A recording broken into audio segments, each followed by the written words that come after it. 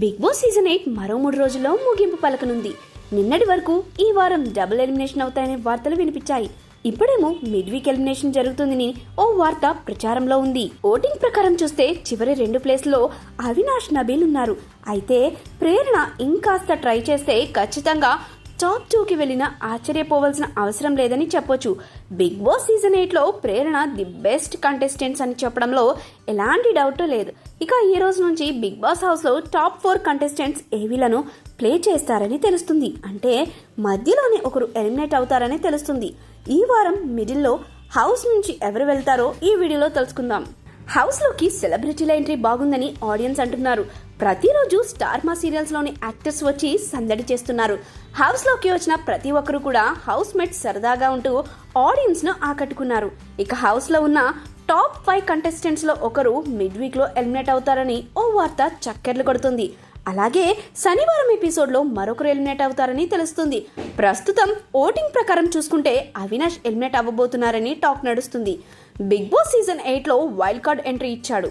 ఆ కారణం చేత అవినాష్కి ఆడియన్స్ పెద్దగా కనెక్ట్ కాలేదు. కానీ ఈ సీజన్లో ఆయన ఇచ్చిన ఎంటర్టైన్మెంట్ కారణంగా టీఆర్పీ రేటింగ్స్ బాగా వచ్చాయని, అవినాష్ లేని బిగ్ బాస్ సీజన్ 8ని అసలు ఊహించుకోలేము అనే విధమైన టాక్ బాగా వెళ్ళింది.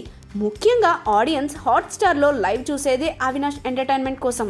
అతను లేకపోతే చాలా బోరింగ్గా ఉండేది అనేది విశ్లేషకుల అభిప్రాయం కూడా.